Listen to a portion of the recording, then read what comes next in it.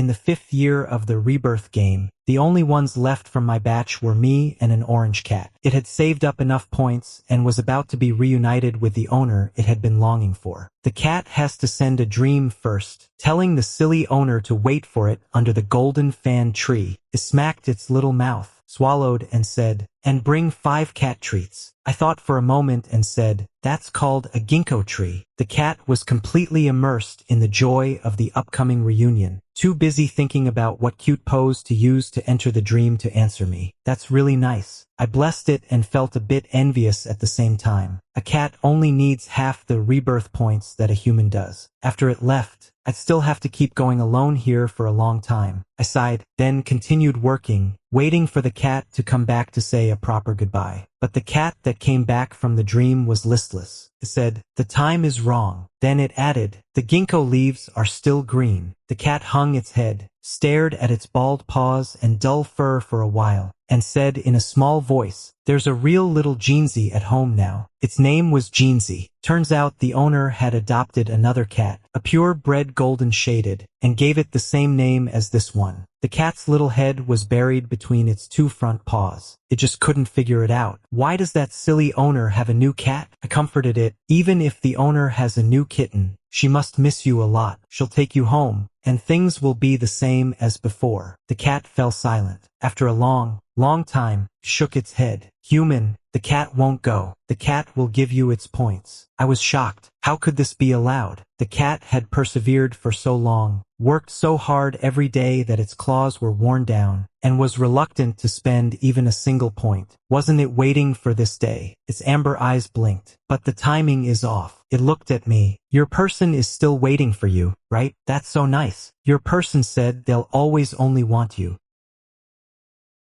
I felt really sorry for the cat. Humans had let down its trust once again. There was also a new person by my boyfriend James' side. I stood outside the crowd, watching them embrace tightly. I was so dizzy that I could barely stand. At the end of last life, James' spirit was also pushed to the limit. He held my hand, calmly leaned down and gave me the last kiss. "Wait for me. I'll be there soon." Determined and calm, it was obvious what he would do after my funeral. I was so panicked that I used up all my good deeds to send him a dream. In the dream, I gave him a scolding, telling him not to do anything stupid and to wait for me to come back. He choked up and agreed repeatedly, "Okay, I'll wait for you. I'll wait for you forever." This sentence became the only belief that kept me going in the rebirth situation. Now I finally understand what the kitten meant when it kept saying, "The time is wrong. Things are different now." We were pushing forward with obsession in the rebirth situation, while time was flowing for them in the mortal world. The flowing time led them to new relationships. I lowered my head and spread out my hands. James has moved on. So what about me? What should I do? Should I rush up to him, block his way, tell him how hard I've worked for this rebirth, question him why he didn't wait for me, and force him to break up with his new lover and get back together with me? In my confusion, a stack of files was handed to me. "These are for the afternoon meeting. Sort them out before lunch." I looked up and met the eyes of the assistant who handed me the files. His face still had the blush from hugging James, and his brows were full of the joy of going public with their relationship. When I found out I was reborn as an employee of the Liang Group, I was quite happy, thinking it wouldn't be too hard to find him. But I never expected that the moment I found him would also be the moment my heart broke. I know this assistant. He has followed James for years. When James broke up with his family because of me, he even came to me privately, hoping I would be sensible and let go, not to affect James' future. And now, he was James' future. Talk about patience paying off. Is there a problem? He was getting impatient. I shook my head and took it.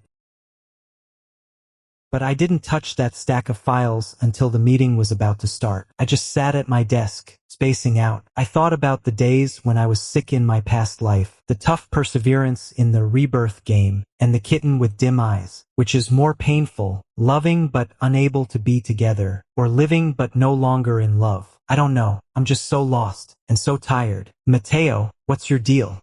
Do you want to quit or something?" A furious shout exploded in my ear. I snapped back to reality and was met with the assistant's intense anger. My confused thoughts suddenly found an outlet. Right, I could leave. James had a new life, There was no point in me staying here. It would only make me more miserable. I reached up to take off my ID badge, but the strap got caught on my collar, and I struggled to get it off, making a real mess of myself. If you didn't want to do it, why didn't you say so earlier? How are we supposed to start this meeting now? Do you know Mr. James and the others are waiting? Can you take the blame if the cooperation falls through? Amid the noisy chatter of the crowd, a deep male voice rang out. William, what's going on? My movements froze. My mind went blank in an instant. I'm really fed up. Who hired this kind of person? I said it had to be sorted out before lunch, but it still hasn't been dealt with at all. Not even a bit. William couldn't help but complain. He was speaking to James. With great difficulty, I slowly raised my head. Such a tiny movement seemed to take all my strength. James didn't look much different from 5 years ago, but his aura had become extremely sharp, exuding an intimidating presence even without anger. At this moment, he glanced over indifferently, very briefly, as if looking at a stranger. After a sharp pain in my heart, a dense sourness welled up, spreading all over my body, burning as it went. I kind of wanted to run away. James casually flipped through the documents and quickly closed them. Move this part to the end of the agenda. Distribute the documents. Tell everyone to stop what they're doing and deal with these first. Then send them to the conference room later. He gave his instructions calmly, without giving me another look from start to finish. He's become more mature. This is James, but also Mr. James. Now there are several levels between my status and his. He doesn't scold me simply because I'm beneath his notice. I'm not worthy. In fact, we were never a match from the very beginning. He was the sole heir of the Liang group, while I was an orphan living on welfare. If it hadn't been for my good grades getting me specially recruited into the private school he attended, we probably would have never crossed paths. We were desk mates for 2 years, and his elbow never once crossed the crack in the middle of the desk. But on the night of high school graduation, the distance between us was broken again and again by him. James said he'd been wanting to do it for a long time. Ever since the day I sat beside him, he'd been holding back until graduation. He could really hold it in. He really could. It wasn't until my junior year in college that I learned the Liang family had originally arranged for him to study abroad. But because he didn't want to be apart from me, he didn't go. The Liang family, wanting to teach this well-behaved young master a lesson, froze all his cards. As a result, James directly mortgaged the real estate in his name and managed to carve out his own path. Of course, he endured a lot of hardship in silence, working overtime day and night, drinking with clients until he had a gastric hemorrhage. We could have loved fearlessly and continued on, if I hadn't gotten sick. Now he's back in the Liang family and is Mr. James again. His derailed life has returned to its original track. I'm just a discordant little interlude in his brilliant life. A nightmare.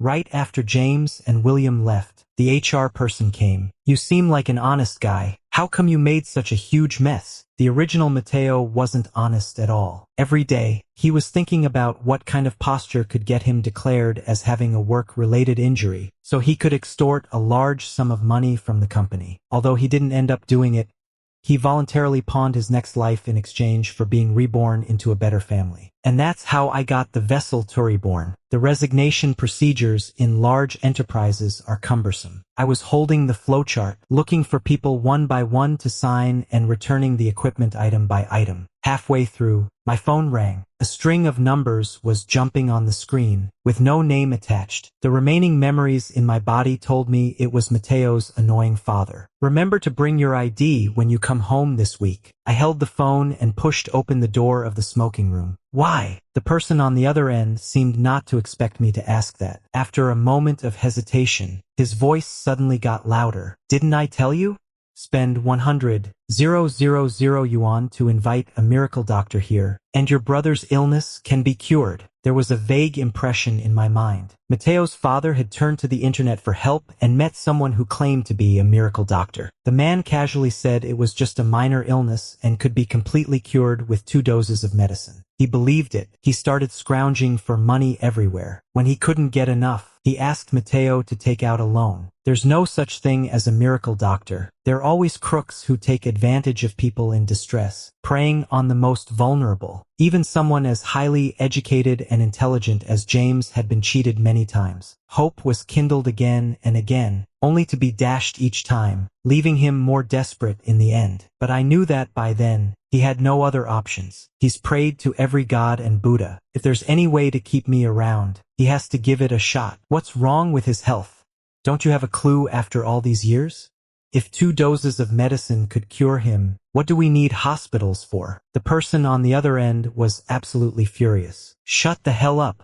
If you were any use, your brother would have been cured long ago. Now I kind of understand why Mateo, who was in such good health, chose to pawn his remaining life. This body was brought into the world for one purpose only, to be his brother's blood bank. Don't know if it's lucky or unlucky, but their organs didn't match. He was already born, and you can't just stuff him back. So he could only finish compulsory education early and get thrown into society to work, providing money for his brother's medical treatment. He was getting angrier and more vicious with his words. Why the hell aren't you the one who's dying? It was almost a roar, coming out of the receiver and making my eardrums tingle. I moved the phone a little away from my ear and was stunned for a moment. Then I burst out laughing. How do you know I haven't died before? I don't have any relatives anyway, and I've died once already. His moral blackmail and mental pressure are nothing but noise to me. I'm hanging up. Contact me when it's time for the burial. After hanging up, I quickly dragged this number into the blacklist. I flipped through the contacts list and casually blacklisted those who didn't matter one by one. The last contact in the list is labeled as brother. My finger hovered over the block button. Mateo, the person who inherits your body is a cold-blooded animal with no sense of family. Would you feel regret? After pausing for a few seconds, I closed my eyes and pressed it. Probably, he would feel both relieved and envious. I turned off the screen and looked up, only to find there were other people in the smoking room. James had a cigarette burning between his fingertips and was looking at me expressionlessly.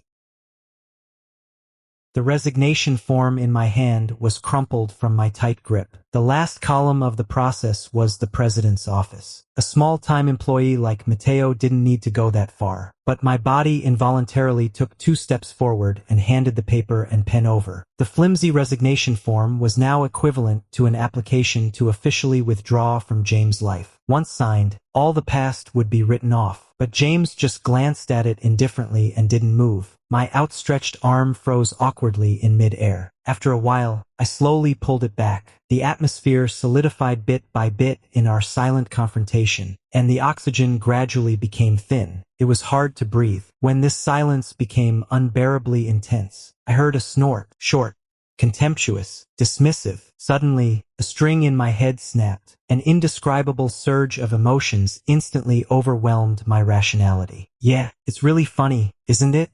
I also think it's hilarious, knowing perfectly well how important this meeting is and that it can't be delayed. Yet you leisurely waited until 2 hours before it started to assign the task to someone. And not only that, you assigned it to just one employee. What a touching sense of risk control. Mr. James, you really have an eye for great employees. I just couldn't control myself. I got more and more excited as I spoke, using my rising volume to hide the grievances, unwillingness, and jealousy in my trembling voice. My throat felt like it was on fire, making my eyes burn hot. All the blood in my body was roaring. Why does William get to do this? James didn't say a word throughout. After I blurted out, "You two are a perfect match. Lock it in for life." The coldness on his face suddenly turned icy. He reached out to crush the cigarette, his light brown eyes fixed on me. "Have you had enough?" These 4 calm words thundered in my heart. I opened my mouth, but no sound came out. When I transferred to James' class in my sophomore year of high school, I was like a prey that had wandered into a hunting ground. Some people looked down on me, savoring my unease and helplessness, taking my embarrassment as entertainment. Some people treated me like I was invisible and didn't even bother to respond to anything I said. Of course, there were also those who were willing to be friendly to me, like James. Once I got really angry, I couldn't help but fight back, lashing out at everyone without discrimination. After all, I've never been a weak person. I'm alone, with no weaknesses. If it comes to it, we can all go down together. Arrogant, cold-blooded capitalist dogs, exploiters, vampires, wolves in sheep's clothing, Social parasites. They were so scolded by me that their faces turned red and veins popped out. Of course, I wasn't in a much better state. With the crowd in a fury, James, who was sleeping on the table, raised his head, rubbed his temples wearily, and clicked his tongue softly. Have you had enough? Everyone thought he was scolding me and started laughing at me for speaking rashly and losing my last support. But James ignored the gloating chatter and nodded at me, who was stunned and didn't move. Come on, hedgehog, accompany your wolf to music class. Many years later, when I thought of this, I asked him the reason for this nickname. By then James, who had completely shed his sheep's skin, licked my soft belly and gently bit it with his teeth. You're covered in thorns, and only here is soft. But my thorns were long gone, plucked out during those years when I was seeking the Liang family's approval and struggling with illness and medical treatment. Eventually, I fled the smoking room in a panic. I couldn't take anything with me. All I took was the faint mint-scented cigarette smell he left on me. That remaining trace of cigarette smell dissipated completely by the third day. I turned over in bed and stared blankly at the empty room. Before Mateo's soul seemed to depart, he had cleaned the house thoroughly. It was clean in the sense of decluttering. Apart from big pieces of furniture like the bed and the sofa, there was hardly anything left. I decided to go out and pick up some things to gradually fill this place up, and also find a reason for myself to keep living. 5 years since he passed away, this city hasn't changed much. I wandered aimlessly for half a circle and then saw a pet store. Before I realized it, my body had unconsciously pushed the door open and entered. As soon as the welcome sound went off, in an instant, many round eyes turned towards me. I was startled for a moment and then suddenly came to my senses. What was I thinking? An ordinary orange cat like little Jeansy couldn't possibly be in a pet store. I twitched the corners of my mouth and was about to back out when a female voice behind me cut off my retreat. Excuse me, could you let me pass? I quickly moved inwards to make way. A beautiful figure passed by me, and the air current brought a familiar smell. The Proust effect states that when people smell a scent they've smelled before, it triggers memories associated with it. Many images flashed through my mind right away. The little gourd pendant swaying under the rear view mirror, the panoramic sunroof filled with stars, the slightly cool leather and James' scorching skin. Everything was floating in the car fragrance diluted by the evening breeze. I stared at her profile, which bore some resemblance to James. In a daze, James had a cousin. I'd only seen her in photos. When the Liang family cut off his financial resources, she secretly gave him a lot of help. No way, is it really that coincidental? The shop assistant greeted her with a big smile. Jeansy will be dry in a minute. Just wait 2 minutes. The gold. I was rooted to the spot. The clerk noticed me at the door. Sir, are you looking to pick out a pet? The girl also looked over in the same direction. Seeing her full face, I can be certain that she is indeed James' cousin. But this fact no longer mattered much to me. All I wanted was to confirm. Did you pick up a cat under the ginkgo tree? The faint smile on the girl's lips froze slightly. She sized him up and down. Do I know you? Do you have it? Yes, but that was many years ago. How do you know about it? It's hard to explain. How am I supposed to tell her that the cat has told me every little thing about them over and over again? A cat meowed from the stairs. The girl's gaze quickly shifted away from me, and a smile bloomed on her face again. Baby, mommy's taking you home. She carefully took the cat carrier. Through the acrylic panel, there was a bright golden orange color. This bright light stabbed at the eyes. So clean and so beautiful. But all I can think about is that dull fur and those dull eyes. I heard real gold sparkles, but I don't. I'll never be like gold. The cat, covered in dust, didn't raise its head until the very end. Overwhelmed by a sudden surge of emotions, I abruptly grabbed her wrist. Don't you know it could have gone back home? Huh? What are you talking about? She looked utterly confused, shook her arm, and when she found she couldn't break free, her expression instantly turned cold. Let go of me. Why are you so fickle? Didn't you say it was irreplaceable, the one of a kind gold in the world? Do you know how hard it tried to reunite with you? His fur got matted, his claws got worn down, and it didn't even spend a single point on those 1-point cans of cat food. Emotions were churning in my chest, as hot as lava, searing everywhere, desperately seeking an outlet. I can't tell anymore who exactly I'm indignant for. Why aren't you speaking? Answer me. You said you'd only want me forever, so can't your forever, even last 5 years. The girl was completely stunned by my shouting, her face filled with shock. The clerk was trying to smooth things over, the cats around were meowing, the ceiling light was pale and dazzling, and my head was buzzing. What the hell am I doing? She opened her mouth, her voice hesitant and soft. Sorry, I don't understand what you're saying. Could you calm down first? Suddenly, that familiar scent grew stronger. It wafted in threads and wisps, seeping into my nostrils and coiling around every nerve. I zoned out. A hand suddenly burst into view. Before I could react, my elbow was grabbed tightly and forced behind my back. The center of gravity was off balance, and almost in an instant, the whole person was pinned to the ground. My chin struck the ground with a decent thud, and my already muddled brain spun even more dizzily. A girl's shriek seemed distant. Brother, you scared the hell out of me. Bro, I struggled to process that word. What did he do to you? James' voice rang out, and I jolted, suddenly waking up. The churning lava that had been surging moments ago receded completely, and the boiling blood in my veins cooled down bit by bit. He didn't do anything to me. Let him go. You've scared Jeansy. Are you sure? I saw him pestering you.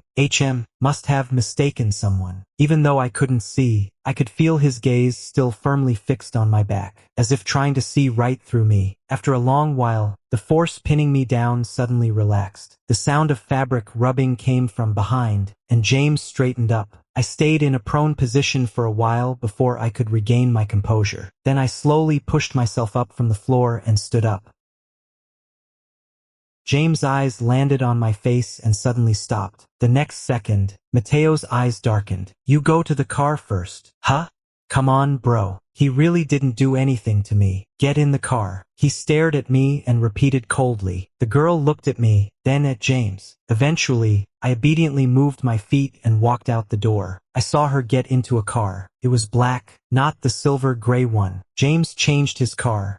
Yeah, he's got new people and a new life now. That old car, full of so many old memories, should have been scrapped and recycled. But why didn't he change the custom-made special blend fragrance we had made together? Did you order too much back then and couldn't use it all up? Still got the nerve to look? I averted my gaze and looked down at the tips of our shoes, which were almost touching. Mateo knew that if he looked up at this moment, all he would see was pure loathing. If you're unhappy with the company, you can follow the proper procedures. If you're dissatisfied with me, come at me directly. If I find out you've got any funny ideas about her. Suddenly, he reached out and used the crook of his thumb and index finger to grip my chin, forcing me to look up. I'll kill you. Each word was enunciated slowly, and the deliberately lowered voice didn't reduce the intimidating force in his tone. This is the first time we've been this close since my rebirth. In the past, when the distance closed to this short, the next step would be either a kiss or a hug. But right now, you hear me? James increased the strength of his grip, causing my laryngeal bone to creak. He was really pissed off. James rarely gets angry. In all the time we've been together, I've only seen him lose his temper twice. Once, I was forced to drink at a business dinner. I was taken to a suite in a daze. Once, after I got sick, the Liang family took the opportunity to secretly replace my medicine, which caused my condition to deteriorate rapidly. But even if he got angry and even had thoughts of killing, so what?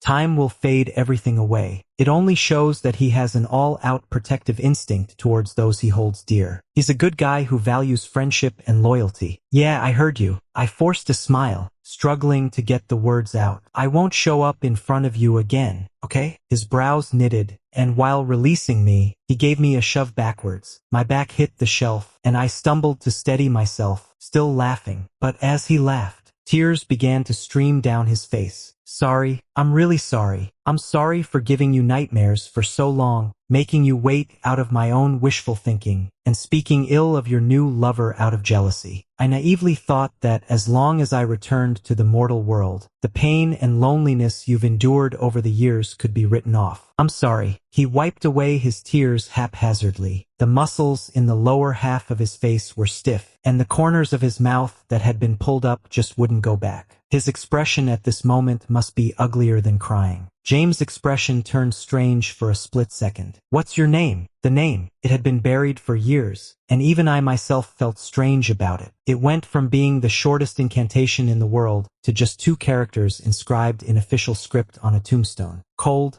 slowly fading. It no longer has any binding effect, nor can it connect to any real flesh and blood emotions. When I opened my mouth, it welled up from my throat to my lips several times. I bit my lower lip and forced it back down. Struggling to steady my breath, I forced another stiff smile at him. What does Mr. James go soft when I shed a few tears? He was taken aback, and his face darkened completely. You'd better keep your word. James had been gone for a long time, but I still stood there, rooted to the spot. The clerk glanced at me and said cautiously, "Sir, is there anything else you need?" Remembering my gaffe just now, my cheeks grew slightly hot. So when I went home, I carried a discarded sunflower painting in my left hand and a bag of cat food in my right. I cleaned the hanging painting, then carried it and walked around the empty house twice. Finally, I hung it on the wall opposite the bed. A splash of color appeared on the plain white wall, and the whole room brightened up. I opened a bag of cat food, poured out a bowl, and placed it in front of the sunflower. As soon as it was set up, I thought it was kind of ridiculous. Jeansy, in your next life, you probably won't be a cat, will you? What should I turn into? I wish we could meet. I lived on cat food and lay around for another 2 days, until a rapid doorbell rang. There was a man I'd never seen before outside the peephole, pressing the doorbell furiously with a disgruntled look on his face. Dressed in a suit and tie, yet with an air of complete nonchalance. Mateo should recognize it, because his body instinctively shuddered. Unfortunately, the longer the rebirth stays in this body, the thinner his remaining memories become. I couldn't figure out the entanglement between the two of them at the moment. The man started impatiently pounding on the door. "Mateo, I know you're home. This old residential community, built in the 1990s of the last century, has poor sound insulation. The original residents have moved out, and most of the current neighbors are low-level workers who keep reverse day and night schedules. Worried that he might disturb others and stir up resentment, I quickly opened the door. The door had just been opened a crack when it was shoved open with brute force. A man rushed in impatiently and pinned me against the wall. Everything happened so fast that there was no time to resist. "You've got some nerve, huh? Blocking me like that." I was knocked senseless and instinctively pushed against his chest to shove him away. "Hey, let's talk this out. No need to get physical." He paused for a moment, then curled the corners of his mouth and said, "Hey, are you mad? It was just your birthday I missed. I had my secretary send you a gift. Didn't you get it?" As the words left his mouth, he raised his eyes and looked into the room. Then, his smile slowly froze. He couldn't see any gifts. All I saw was an empty room. The hand that had been holding me down let go, and the man took 2 steps inside, looking around in disbelief.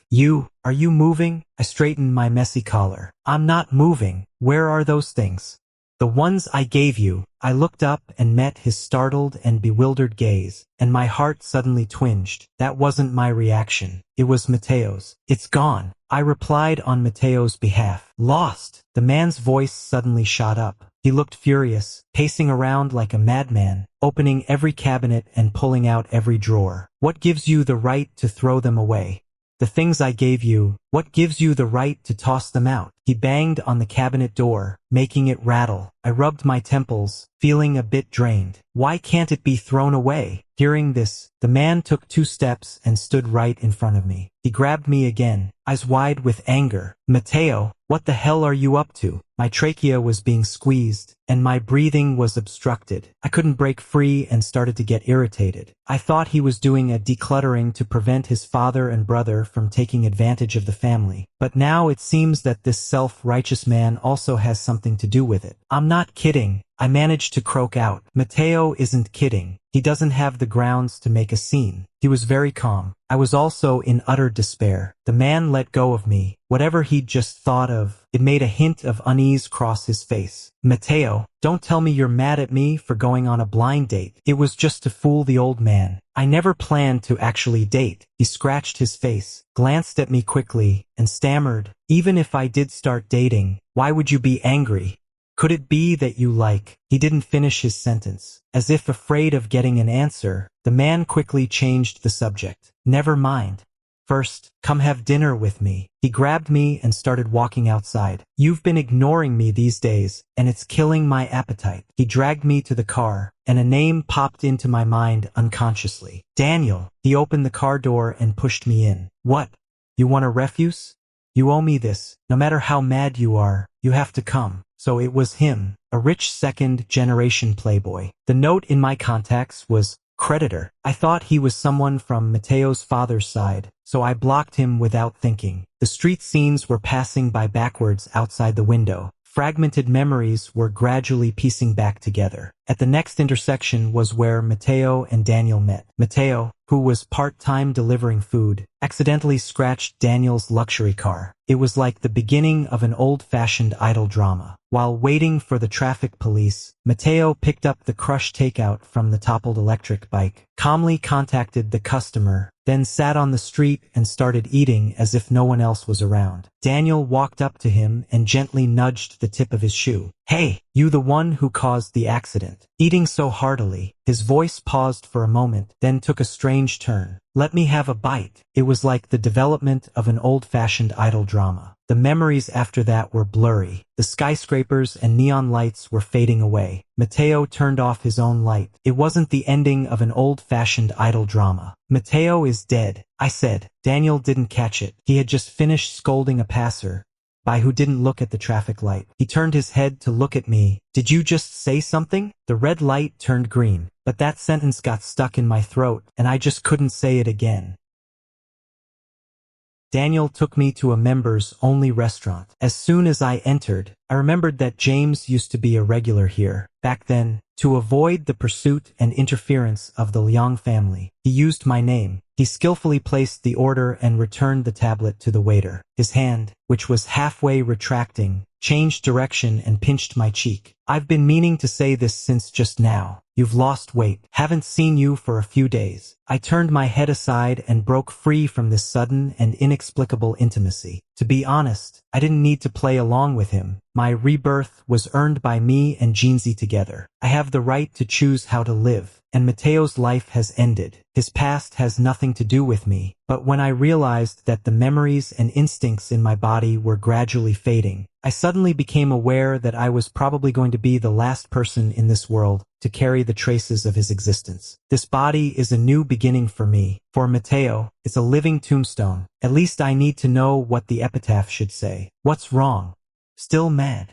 He persisted, forcefully turning my face around, cupping my cheeks with both hands to make me look at him. It was just one broken promise. I swear I'll be with you on your birthdays from now on, okay? I retorted. How are you going to be with me? Daniel was stunned. Judging by his expression, he probably hadn't thought about it seriously. Accompany you for dinner, accompany you to make a wish, accompany you to open gifts. Seriously, you little broke-ass troublemaker. I'm not holding you accountable, and you're giving me a hard time instead. He rubbed my cheeks with his palms. Tell me the truth. Have you not been eating well recently?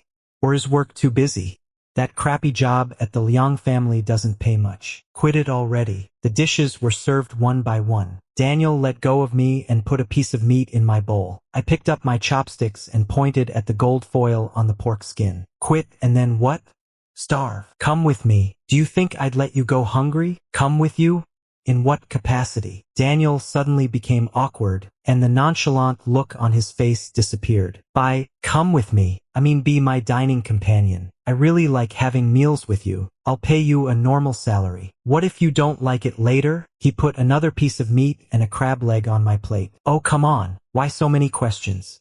Just eat quietly. I was about to speak again, but Daniel didn't give me the chance. He put down his chopsticks, picked up his phone, and looked surprised. Hey, my family's business partner is here too. I gotta go say hi. You eat first. All the dishes were served. The food was getting cold. Daniel never came back. I took him out of the blacklist, but hung up right as I was about to call. Forget it. For a moment, I couldn't tell if I said these words, or if it was Mateo's sigh. I sat there for a while longer, then called the waiter. In this situation, I should just leave and send the bill to Daniel. But I was the only one eating the whole time. It felt kind of unethical. After looking at the bill, I felt a chill down my spine. I totally regretted it. A sense of morality can't fill your stomach, let alone pay the bill. I checked every account balance, and Mateo was flat broke. The waiter saw my embarrassment and kindly asked, how about charging it to Mr. Oliver's account? I turned off my phone and bit my lower lip. No, use another member account.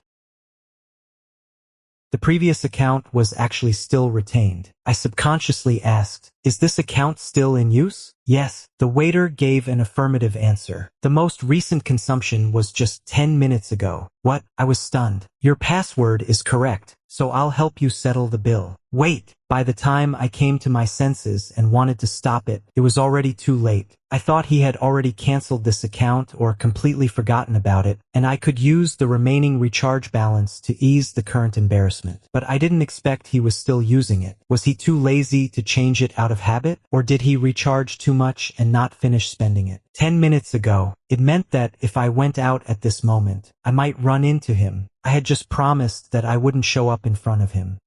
Could you pack it for me? This request was so rare here that the waiter took a long time to go out and find me a takeout box. Perfect. I also wanted to delay for a while. I carried the food box downstairs and casually opened my phone to check the route home. The signal was weak in the elevator. I waited for ages and finally the page loaded, and just then, the elevator door opened. You done eating? I looked up and saw Daniel. He glanced at the big bag I was carrying. Not even a bite left for me? Well, there really wasn't any left. I even took the decorative radish carvings. I clenched my palm. It didn't cost you a dime. Is this about the money? Wait, where'd you get the money? I mumbled something and started walking out. He immediately chased after me, all fired up. So you blocked me and threw my stuff away. Did you find someone else to leech off of? Leech off of? I stopped in my tracks. Was that the kind of relationship we had? He was caught off guard, and his face turned bright red in an instant. And nonsense.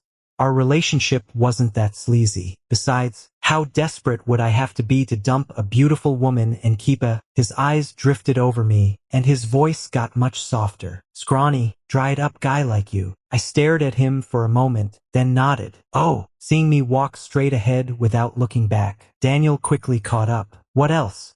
This tugging and pulling is really annoying. I haven't eaten yet. Come have some more food with me. I shoved the food box into his arms. Here, take it and eat. This scrawny, dried-up guy is going home. He held a big bag in his arms, looking hesitant and at a loss. Are you mad again? Too lazy to deal with him, I turned on my phone, spun around on the spot. After making sure of the direction, I started walking. I hadn't taken more than 2 steps when Daniel blocked my way again. Don't go. It's such a long way. Let me give you a ride. Without asking, he grabbed my hand and pulled me towards the parking lot. His tall figure was full of impatience, as if he was afraid I'd run away. I sighed. After this short interaction, I could pretty much see through Daniel. He was a rich second-generation playboy who did whatever he wanted, relying on his family's wealth. A guy who says one thing but means another, a proud and tight-lipped fellow. He was a fake homophobe but a real gay who would only let Mateo down. How much do I owe you?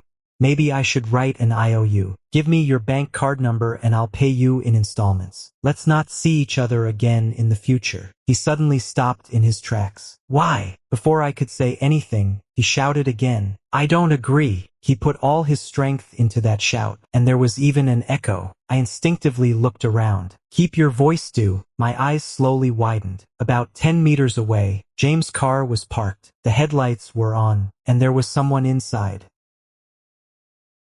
I quickly turned my head, walked 2 steps to Daniel's car. Fine, if you don't agree, forget it. Open the door quickly. What's the sudden rush? Daniel got into the car after me, his expression rather unpleasant. He didn't start the car but squinted and looked in James' direction. Did you see someone? Your current lover? Your ex-girlfriend? Or your ex-boyfriend? Why are you being smart all of a sudden? I couldn't help but urge him. There's no one. Let's go. Daniel started the car slowly. The engine roared, but he didn't step on the gas pedal. I lowered my head and prayed that James didn't see me. The pain of being plugged with tubes all over my body when I was seriously ill was far less than the heartache of being looked at by him with disgust. Isn't this the car of the eldest young master of the Liang family? My mind went blank. I turned my head reflexively and sure enough saw a dark figure slowly passing by the car window. Was that him you saw just now? Daniel's lips curved up, but there was no smile in his eyes. Scared James might see you with me? Got a guilty conscience. No, I denied it firmly. Just a worker fearing the boss. Boss? More like a sugar daddy. Mateo, do you know, you're really a stranger to me right now. Suddenly, the car started with a jerk, and my back was pressed tightly against the seat. A bad premonition crept into my heart. Sure enough, Daniel started to accelerate like crazy to chase James' car. Panicked. What are you doing? You're speeding. Daniel ignored me completely. As we got closer and closer to James' car, I gritted my teeth and softened my tone. Daniel, weren't you taking me home? You're going the wrong way. Let's turn around. Okay. I'll go home and have dinner with you. As soon as I softened my attitude, his expression got even uglier. He gripped the steering wheel tightly, his knuckles turning white. Now you're begging? The first time you've been nice to me today, and it's for another man. He said this through clenched teeth. I didn't dare say anything more and just clutched the seatbelt in front of my chest. At the traffic light, the two cars stopped side by side. Daniel rolled down the window, one hand propping on the steering wheel and the other casually resting on the car door. Well, what a coincidence. Mr. James, you're also waiting for the red light. Don't talk to him. Don't talk to him. Don't talk to him. Unfortunately, the gods didn't hear my thoughts. William's voice was respectful. Young Mr. Oliver, what a coincidence. Who's talking to you? Move aside. Where's your Mr. James? The other side was taken aback by his rudeness and was silent for 2 seconds, still maintaining politeness. Mr. James has had too much to drink. If you have something to say, you can talk to me, but this isn't a place to discuss business. If it's convenient, let's make an appointment. You hear that? Daniel turned his head and said in a sarcastic tone, he's drunk. Feeling sorry for him? Don't talk nonsense, please. I pressed myself tightly against the back of the seat and shrank into the corner, trying to hide myself, but William still spotted me with his sharp eyes. The anger I'd felt from Daniel suddenly found an outlet. Mateo?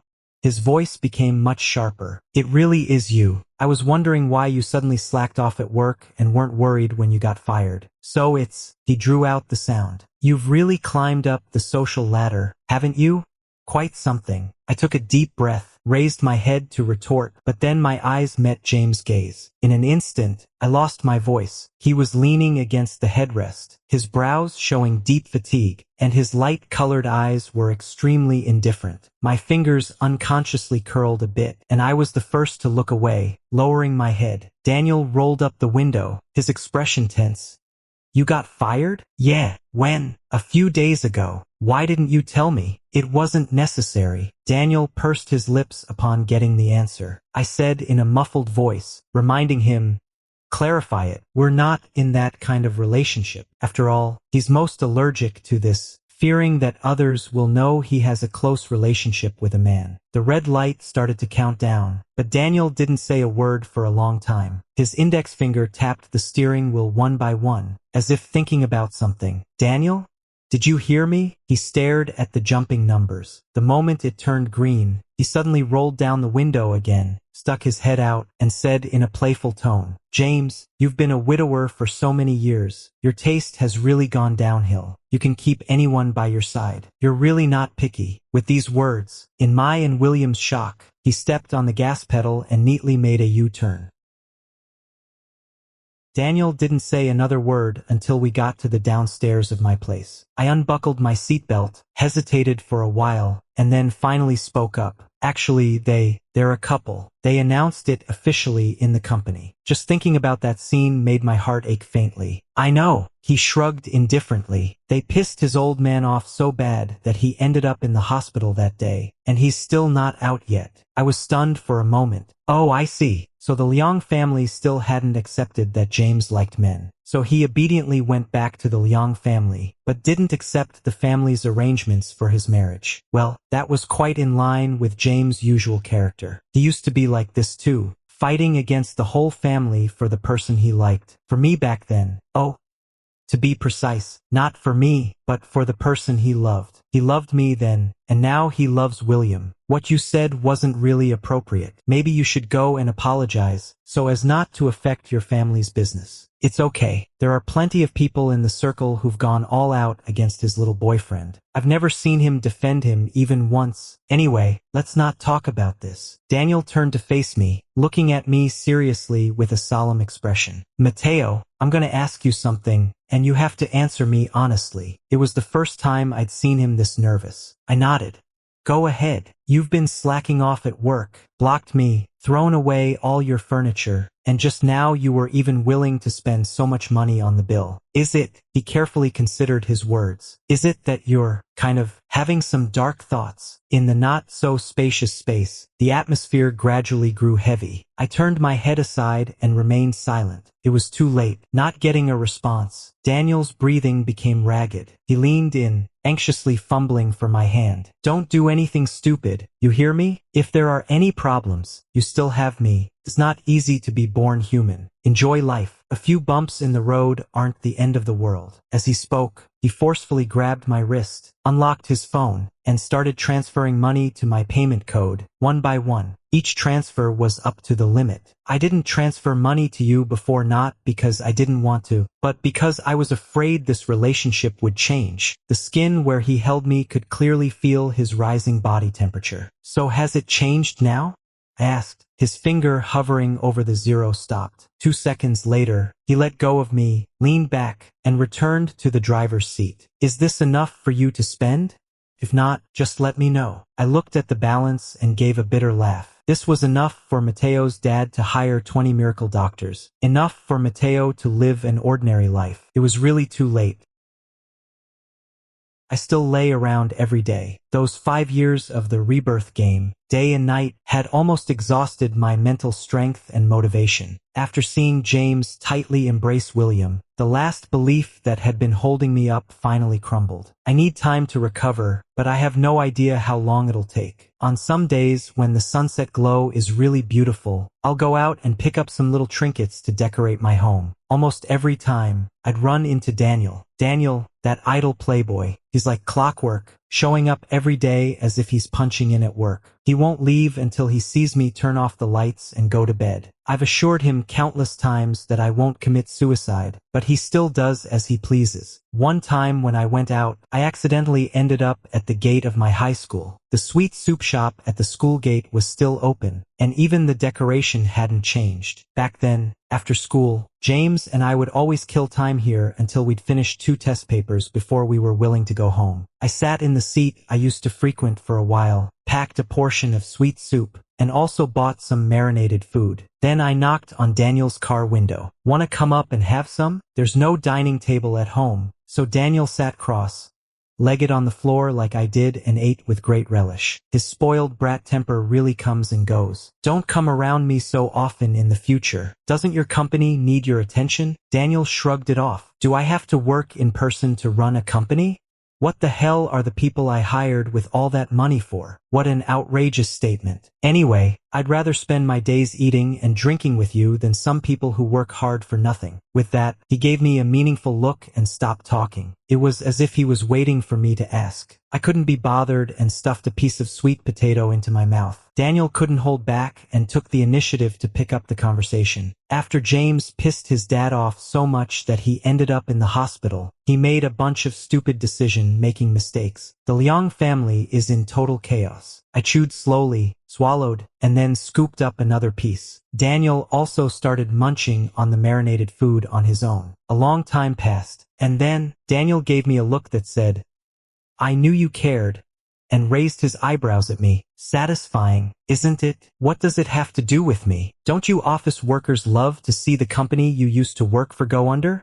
He hesitated and mumbled, "Damn, could Xiao Ding have lied to me?" Xiao Ding was his assistant. Occasionally when Daniel was absent, Xiao Ding would keep an eye on things for him. Whenever he saw me, it was like a NPC's storyline being triggered, and he would automatically start babbling some positive life-affirming nonsense. I tightened my spoon and prodded the sweet potato. "Is it that serious? It's a chronic problem. I'm afraid it's hopeless." The seeds of this disaster were sown when he returned to the Liang family. It's hard to fix things now. I didn't really believe that James would make such a huge mistake, but Daniel wouldn't lie to me either. He threw away the nod on bone and wiped his hands. "This is delicious. I'll treat you to a meal in return. There's a dinner party the day after tomorrow. Come with me." "A dinner party?"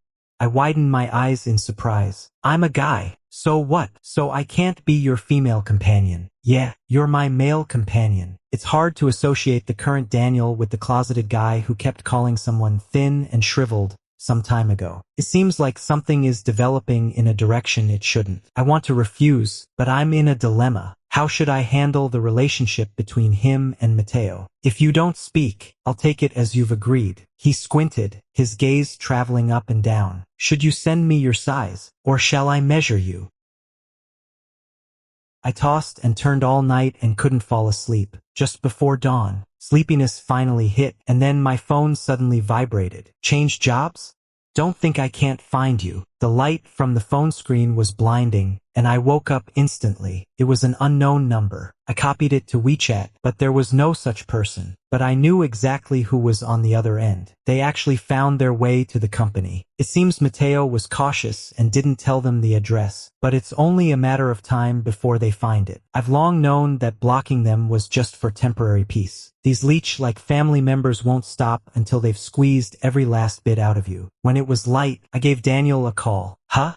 Moving?" He showed up really quickly, his hair all messed up from sleep, not even having had time to fix it. "This apartment's lease is up in 2 months. I'm not planning to sublet it. Just leaving it here as a decoy is fine. I need a new place to live and a new number registered under someone else's identity." Daniel didn't ask too many questions and told Shouting to get started on it. I snapped the old SIM card in half and threw it in the trash. The first contact in the new number was Daniel. He happily put his name at the top of the contacts list. When he saw me staring, he composed himself, cleared his throat, and handed the phone back to me. "Okay, add your family members now." I took the phone, turned off the screen, and put it in my pocket. "Who do you think I'm hiding from? Huh? You're hiding from your family? Why?" He looked both confused and shocked. "Did you guys have another fight?" "Another?" I frowned. "Daniel, have I ever told you about my family? You mentioned it briefly. You forgot?" "I get that you might feel embarrassed and don't want to talk about it much, but whether your family is well off or not isn't up to you. At least your parents are alive and you have a brother. You're luckier than a lot of kids. Be content." "Lucky? Content? He doesn't know anything. Didn't Mateo ever ask him for help? Or maybe he did, but was ignored." I took a deep breath. "They're the source of Mateo's misfortune. Don't be stubborn. They'll worry if they can't get in touch with you. They will indeed worry. Worry about not finding a patsy, a scapegoat." Daniel clearly didn't expect me to say that. It was beyond what he had always known. He hesitated, and his expression turned serious. He wanted to reason with me, a person who has never experienced hardship in life. The principles he spouts are so shallow, never hitting the mark. How could there be parents who don't love their own children? He said it with righteous indignation. "I remember your brother is ill. How can you abandon him at this critical moment? If you're in trouble, I'll help you. You're not alone." He coaxed me gently, but I remained silent and unmoved. Daniel probably thought I was completely unreasonable and suddenly got angry. "Mateo, you're becoming less and less like yourself." "How am I not like myself? What's changed? You used to be so optimistic and gentle. You always smiled at me and never talked to me like this." I nodded. "And now, your emotions are unstable. You're always getting angry," as if he'd found an outlet. He spoke faster and faster. "Cold, sarcastic, heartless." I listened calmly throughout, not refuting a single word. and only interrupted him when his voice became too faint to hear. "Daniel, you like Mateo, don't you?" He was like someone had their hand around his throat, and even that faint voice stopped abruptly, still not willing to admit it, not willing to admit being attracted to a man, or not willing to admit being attracted to a man outside your social class. When Daniel was rapidly listing my flaws, this body didn't show a single reaction. Mateo was completely gone. I didn't press further and just smiled at him. "Thanks for helping me out so much. I'll tell you the reason after the dinner party."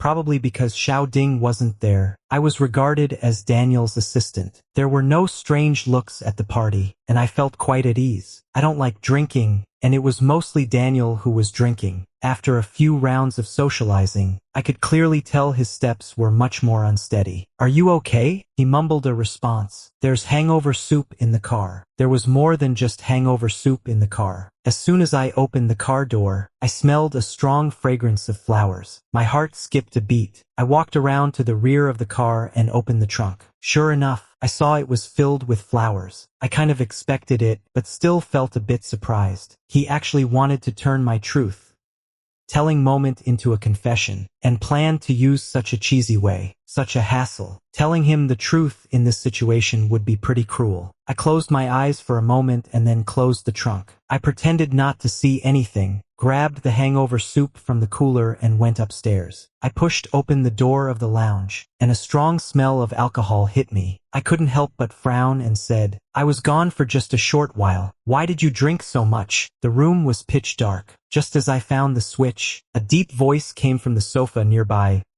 "Don't turn on the light." My movement froze abruptly. I had entered the wrong room. Daniel wasn't in here.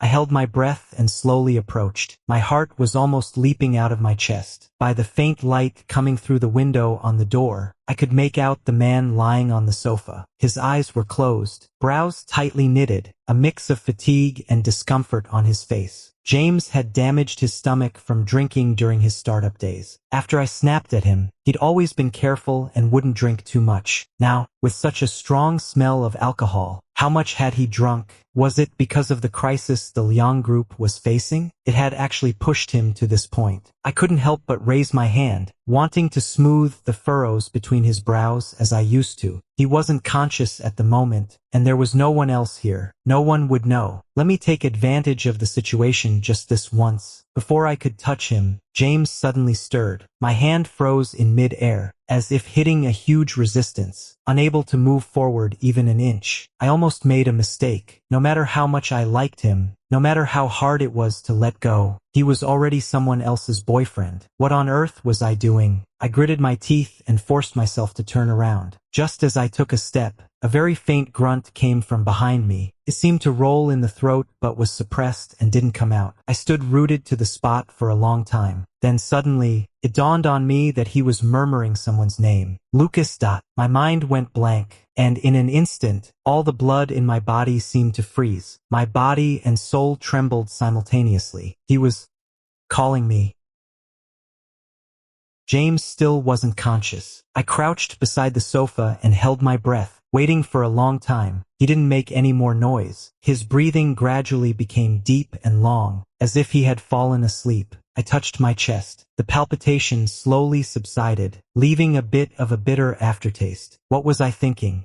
It must have been a hallucination. My eyes traced his eyebrows, and the straight nose. His tie seemed too tight, and it looked like it was choking him uncomfortably. I reached out my hand again. This time, I moved quickly, afraid that I'd regret it. Before my sense of morality could kick in, I loosened his tie and unbuttoned the top button for him. Inevitably, my index finger touched his skin. His body temperature was much higher after getting drunk. The heat climbed up my face along the nerves, and my face got hot too. I withdrew my hand, struggled internally for 2 seconds, and then gently placed the tip of my finger on my lips. I rubbed it slowly. The room was quiet. The phone rang unexpectedly. I quickly switched it to vibrate and dimmed the screen to the lowest level. No matter how fast I moved, I still startled James. He frowned and mumbled a curt command. "Get out." The James in the pet store was full of presents, but right now he seemed considerably weaker. I've seen him at his most vulnerable. His clothes were in disarray, and the stubble on his chin was a dull gray. He was kneeling by the hospital bed, choking back sobs as he begged me not to leave, not to abandon him alone. Two voices in my head started arguing. The hangover soup in my arms was still warm, and Daniel was waiting to drink it. Don't leave him alone. The lounge is public. Someone might come in later. Don't leave him alone. James has a boyfriend, and he hates me as I am now. Don't leave him alone. I closed my eyes, took a deep breath, made a quick decision, sent a message to Xiaoding, and stuffed my phone into my pocket. Mr. James, I lowered my voice and said gently, the hangover soup you ordered has arrived. Let me help you up. James' thick eyelashes fluttered, and he slowly opened his eyes. His eyes were blurred and hazy, clearly still not fully awake from the drunken stupor. I didn't order it. Well, I unscrewed the lid of the soup can and said softly, Mr. Su ordered it. For some reason, this repressed and bitter explanation seemed to stir up James' resistance. He waved his hand. Tell him to get lost. The hot soup spilled out. I didn't know what had happened between him and William, so I quickly changed my words. Sorry, I was wrong. I ordered it. He calmed down and looked over with his beautiful, dazed eyes. Who are you? I took the opportunity to help him up, sat behind him, and hugged his back. I'll tell you after you finish drinking. I forgot to get a spoon. I put one hand under his chin and held the soup can with the other. I took a couple of sips myself first. The temperature was just right, neither sweet nor bitter. I held it to James' lips and he drank obediently. I felt relieved and habitually wiped the soup trickling down from the corner of his mouth gently with the back of my hand. It was very harmonious. Just like many nights before, he got drunk, I took care of him, and then woke up and scolded him. I wish the hangover soup would never run out. I wish no one would ever disturb us here. My nerves were numbed by the long-awaited close contact, so when my wrist was grabbed tightly, I didn't react at all. It was unexpected, and everything seemed to spin. The soup can that fell onto the thick carpet rolled away and stopped in a corner. The room fell completely silent, with only two overlapping rapid breaths. He's always been very wary of strangers. I should have expected that. I was certain my face was hidden in the shadows, so he couldn't see me clearly, but I was still so nervous that my whole body tensed up. Who sent you? I was taken aback. Was his first thought that someone was out to get him? Not getting an answer, James moved a bit closer. What did you give me to drink? Sober up soup. You really think I'm drunk? He snorted coldly. Failed last time, and you want to try the same trick again. The compliance from earlier was fake. He didn't drink it. He had been drugged before. What had he been through all these years? Suddenly, my phone vibrated. The buzzing wasn't loud, but it was extremely noticeable in this quiet space. Your employer? He kept one hand pressing my wrist while the other reached for my trouser pocket. Can't wait to confirm the result. Ha! For this new number, besides Daniel, the only other contact I had added later was Xiaoding. Whoever it was, they shouldn't be dragged into this. I struggled desperately. No one hired me. I'm just a waiter. My struggling strength was negligible. He brute forced his hand into my pocket. It was so strange. Why was I getting hotter and hotter? It wasn't James' body heat. It was mine. He held the phone in front of me and ordered coldly, "Unlock it." Quickly closed my eyes. James tried twice, and probably caught on. "Open your eyes." I gritted my teeth and didn't move. He laughed. "You want to play this game?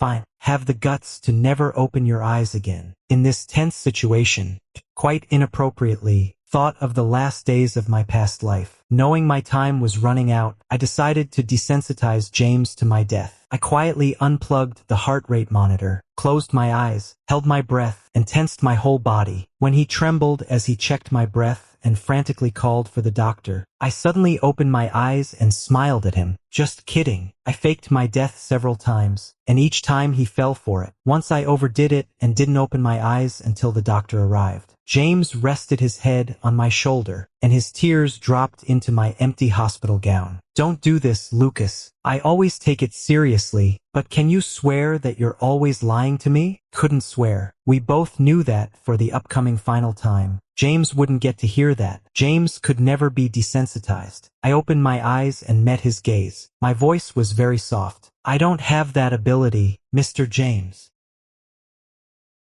Probably the alcohol had dulled his reaction. He was stunned for a long time. It was not until the unlocked phone went dark again that he came to his senses. The screen lit up again, and the glaring white light shone on his face, making his well-defined face look especially cold. The phone had been formatted, and there was very little to see. He quickly threw the phone back to me. I picked it up and saw Daniel's messages. "Hey, why aren't you answering the phone? Where did you go with the hangover soup? You didn't drink, did you? You didn't drink, did you? Hurry up and reply to me." That rascal shouting said he really couldn't stand it and was going to add something to it. My head's kind of dizzy. A bunch of words are floating in front of my eyes. I just can't focus. So there was really something drugged in it. How much did I drink again? My mind is working with great difficulty. 2 sips.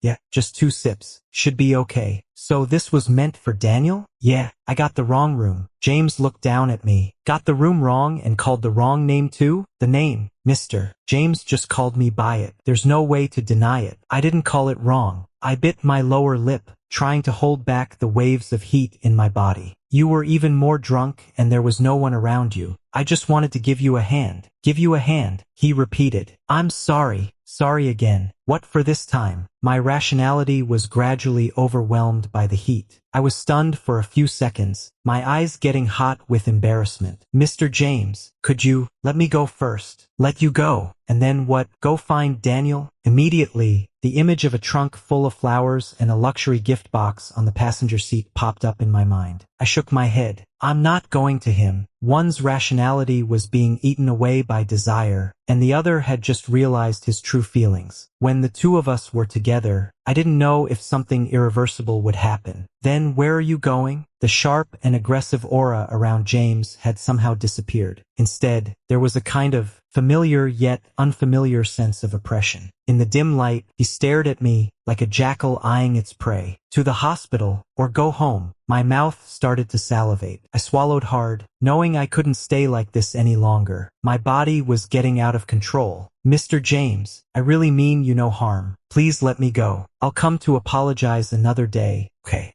Of course, if you don't want to see me again, I'll buy a plane ticket and leave tomorrow. Suddenly, James interrupted me. What's your name? Being asked this question for the second time, I completely lost the urge to joke around and answered honestly, Mateo. James pondered for a moment and then abruptly asked, Your family doesn't treat you well?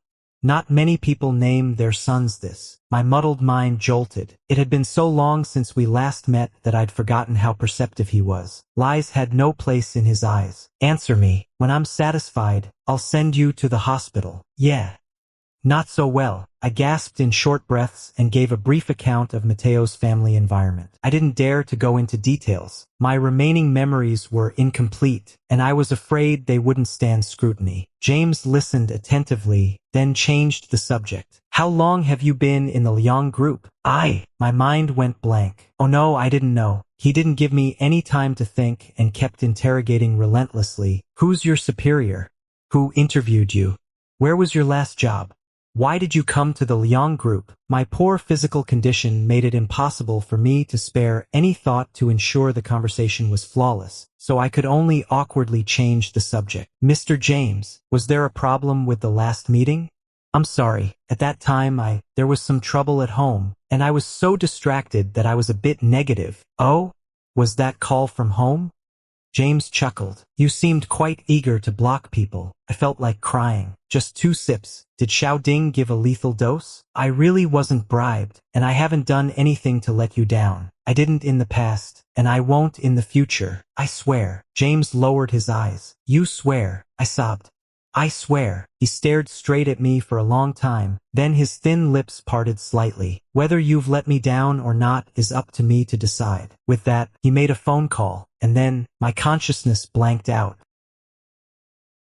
I woke up in the hospital, in a private ward. There was still half of the liquid left in the 4 bottle. Calculating the time, I'd probably been unconscious for about an hour. I still felt a strange sensation in my body, but my clothes were neatly arranged. My belt was buckled properly, and I didn't have any aches or pains. Maybe it was just a side effect. I lay there quietly for a while longer, then remembered I hadn't replied to Daniel. Quickly took out my phone. When I lit up the screen, what caught my eye before the full screen of missed calls was the time. It was already 11 o'clock, which meant I'd been unconscious for at least 3 hours. A sense of unease welled up in my heart. I had no impression of these 3 hours at all. I had no idea what I'd said or done. I tugged at my hair, trying hard to recall, but all I got was a blank. Well, at least I was still alive. Just as I was about to call Daniel back, suddenly, someone pressed down on the doorknob. I was startled and, out of reflex, stuffed my phone away and closed my eyes. The person outside couldn't get in, and William's hurried voice interrupted the attempt to open the door. "We've traced that extra charge. It was Daniel. We might need to ask him about the details. Maybe the waiter made a mistake." Charge. I belatedly remembered that I had used the original account to settle the bill once before. James has a lot of social engagements. I thought he wouldn't notice this expense, but not only did he notice, he even went out of his way to check it. "Got it," James replied indifferently. "I told you I wouldn't charge things without permission," William said, sounding wronged. "And you got so angry at me." There was silence outside for a few seconds. Then came the rustling sound. It sounded like clothes rubbing together. "Don't do this. We're outside. Come on. I'm easy to please." William's tone became cheerful again. "Mr. Benjamin said he wanted to see me this afternoon, but I was too scared and put it off. Will you go with me?" It was quiet outside for a while longer. Then James relented and agreed. "Let's go now." The sound of their footsteps faded away for a long time. I pulled the covers over my head, and my vision went dark. Only then did I realize I'd been holding my breath and forgotten to breathe. Compared to seeing them hug face to face, this kind of ambiguous situation that left so much to the imagination seemed even more heart-wrenching. Did they kiss? At least they hugged, right? And now they're even going to meet each other's parents together. Soon they'll get the approval and blessings from their families. Things that I've never had in my life. William got them easily. I claim to have a weak sense of family and not care about anyone's approval except James. But that was just bravado. I'm so jealous. I'm so jealous. The drip hadn't finished. I pulled out the needle and, without even bothering to press on the puncture, fled the hospital like I was running for my life. Daniel arranged for me to stay at a hotel under his family's company. It's a mixed blessing. The good thing is it's safe. The Xian family definitely can't find me here. The bad thing is he can just swipe his card and come in without notice. When Daniel entered the room, I had just taken a shower. I was only wrapped in a bath towel and drying my hair. I quickly put on a bathrobe. "Can you knock first?" His gaze shifted away from me, and his Adam's apple bobbed. I booked the room. Why should I knock? My hand froze as I was tying the bathrobe belt. I looked up, frowning unhappily. "Just because I'm staying in your room, does that mean I become your property and don't need dignity anymore?" Daniel was taken aback. A man used to doing as he pleased. He rarely got put in his place and was left speechless for a moment. It took him a while to stammer out, all right, I'll knock before coming in next time." "Forget it. I'm exhausted." I don't really need to correct him. Knocking on the door isn't just a reminder. It's also asking for permission. "What's going on so late? You're asking me what's going on?" He looked pretty pissed off. "Weren't you going to tell me the reason for the change? Then you disappeared the whole night, not answering calls or messages. Are you messing with me?" I didn't mean to not reply. I paused for a few seconds and decided to keep some facts to myself. "I went to the hospital." "The hospital?" Daniel's eyes widened. His gaze swept around and finally landed on my bruised hand. "What were you feeling sick about? How about now? Why aren't you hospitalized? Do you need to get a more thorough checkup?" His concern was genuine, but all those questions were giving me a headache. I rubbed my temples. "Ask your little ding how many packets of medicine he put in." I took a couple of sips and passed out. "Luckily, I didn't give you any to drink." Daniel's face turned red instantly. "Oh, so you really drank it?" Well, he stammered for a while. Then, as if remembering something, his face suddenly changed, and his voice tightened. "You passed out. How did you get to the hospital?" I pulled the quilt over me. "Well, someone took me there." "Who?" "It's already midnight. I'm really tired and sleepy. Can I tell you tomorrow?" "Who?" He didn't back down an inch. Daniel is cynical, unrestrained, but his mind is pretty simple. Most of the time, he's easy to fool. During the few times when he can't be fooled, he'll stubbornly get hung up on things. "My ex-boss." Daniel's voice instantly rose. "James? You were with James tonight. He was drunk. I just happened to run into him. Then you two stayed together all night? Cut it out. Nothing happened. I didn't want to argue with him, so I put on a cold face and tried to send him away. I'm really exhausted. Yeah, after a whole night of busyness. Of course you're tired. Daniel, what the hell are you doing? I told you nothing happened. No way. Xiao Ding said that if we don't, he gritted his teeth. You check it for me. Daniel, what the hell are you doing? I told you nothing happened. Furious and ashamed, I started yelling. Let me go. Do you think I'm a pet or a toy? Don't you know what respect means? Daniel ignored me, his eyes fixed on my lower body, and suddenly turned fierce. He gritted his teeth and roughly rubbed and pressed my thigh with his fingertips. Daniel's eyes were bloodshot, glaring at me intently. Still lying to me? What's this? There was a series of red marks. They were very faint and fresh. I was taken aback for a moment, then quickly realized, aren't these the marks you just rubbed out? It wasn't me. His voice grew softer and softer. He seemed to be looking at me, yet not really. Mateo. He had said these two words many times, with different tones and emotions. Flirtatious, angry, confused, but this time, I detected a deep sense of panic in his voice, as if he was on the verge of collapse. So fragile and vulnerable. He was scared. How could you lie to me? Daniel leaned in again, his body heavy, muttering, You promised you'd never lie to me. The suite was in a classic European palace style, so luxurious it bordered on being over the top. I stared at the elaborate trimmings of the ceiling light, gradually calming down. What else did I say? You've really forgotten everything. His head was pressed against my chest, his voice muffled. You said you'd have 365 meals with me. You also said that you felt embarrassed for receiving so many gifts from me, and when my birthday came, you'd give me back the only precious thing you had. Mateo, my birthday is coming up soon. Are you going to break your promise? I closed my eyes. The light from the ceiling light still lingered on my eyelids, a vague outline in the void. I rolled my eyes, and it disappeared without a trace. I couldn't wait until dawn. Daniel, take me to a place. Breaking into a cemetery in the middle of the night was a first for both of us. First, Daniel was sulking and silent, but as I led him higher and higher, he finally couldn't help reaching out to pull me. Mateo, what on earth are you looking for? How about we go back to the car first and wait until dawn? I'm looking for a grave. Whose? I replied straightforwardly. Mine. What? Daniel exclaimed halfway, then, as if afraid of disturbing something, he quickly lowered his voice. Mateo, don't scare me. I've been scared of this kind of thing since I was a kid. I stopped in my tracks. If it were someone you liked, would you be scared too? The plants in the cemetery were lush, and the light from the streetlights was cold, casting a somewhat pale glow on the confusion on Daniel's face. I don't know. He really probably didn't know. The young master who grew up carefree had never experienced life and death partings, nor had he truly loved someone. Daniel, Mateo should envy you a lot. Daniel was taken aback, then slowly frowned. Envy what?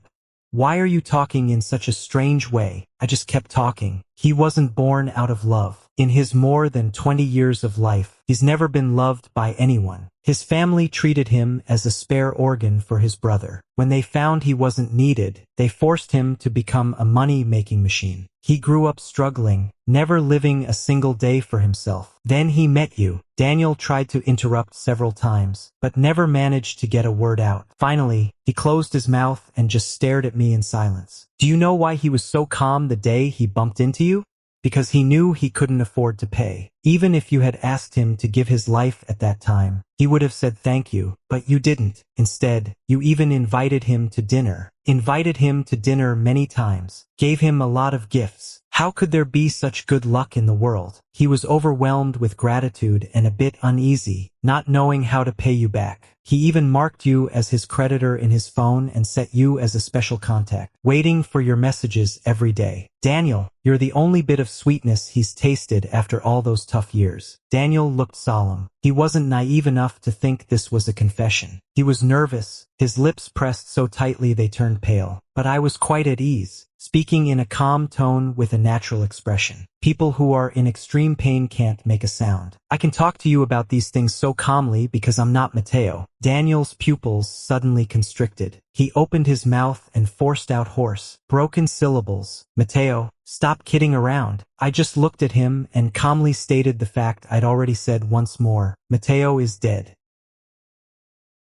This time, the words came out smoothly without any hitch. Mateo has probably started a new life. He was born into a loving family that adores their children, just as he wished, growing up carefree, just like Daniel. Daniel stood there stiffly for a long time, shaking his head with a trembling voice. Don't curse yourself like that, Mateo. Do you already know I like you and you're trying to reject me but don't know how? He put his hand on my face. His palm was icy cold, and his fingertips were trembling. You can just say it straight. I won't blame you, and I won't force you. I did choose to tell you the truth in order to reject you. I'm very different from Mateo. I stepped back calmly, and his hand hung there in mid-air. You've noticed it for a while, haven't you? The cemetery was deathly quiet, as if even the wind had bypassed this hilltop. Then who are you? The clouds covering the moon dispersed, and moonlight poured down. The field of vision gradually brightened up. He saw clearly the tombstone in front of us. Lucas, and the person who erected the tombstone, James. Although we've never met, your circle should have mentioned me. He clearly didn't believe in such supernatural things, so I briefly mentioned the matter of rebirth. He really didn't listen to a single word. His face was ashen, and he stared fixedly at the tombstone. James, it's him again. He gritted his teeth hard. I've long heard that he's up to no good, muttering that you'd come back. The two of you killed Mateo, didn't you? James was certain that I'd come back? I was dazed for a moment. It should be about 2 years ago. At that time, I had just sent him a dream in his sleep, and he still hadn't let go of me. Anyway, it's all in the past. I lifted my eyes and looked at the man in front of me, his face a picture of collapse, veins bulging. He roared at me, "You've stolen my place.